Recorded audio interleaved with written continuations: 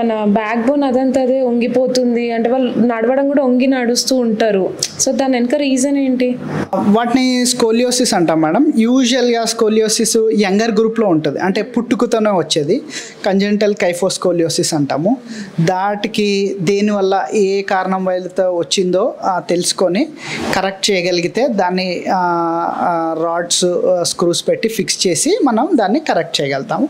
అది congenital kyphoscoliosis అంటాము. అది కాకుండా ఏజ్డ్లో అంటే 60-65 పైబడిన వాళ్ళు గూని అంటాం.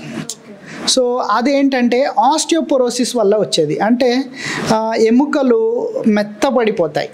అంటే అర్లీ ఏజెస్లో ఉన్నప్పుడు ఇటుక రాయిలాగా ఉండే ఎముకలు అది స్పాంజ్ లాగా తయారైపోతుంది.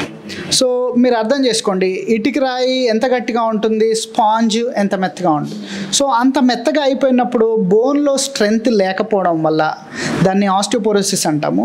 స్ట్రెంగ్త్ లేకపోవడం వల్ల అది వంగిపోవడం వల్ల అది మనము గూనిలాగా అంటాము. అది ఏజ్ రిలేటెడ్ చేంజెసే. సో ఆ వయసు వాళ్ళకి పెద్ద కరెక్షన్ అలాంటిది ఉండవు. కొన్ని బ్రేసెస్ అవి ఉంటాయి. అంటే బ్రేసెస్ అంటే నడుం పట్టీ లాంటివి. కొంతమంది ఎవరైతే స్ట్రైట్గా ఉండాలి అనుకుంటారో వాళ్ళ పట్టీలు పెట్టి మనము కొన్ని రోజులు మేనేజ్ చేయొచ్చు.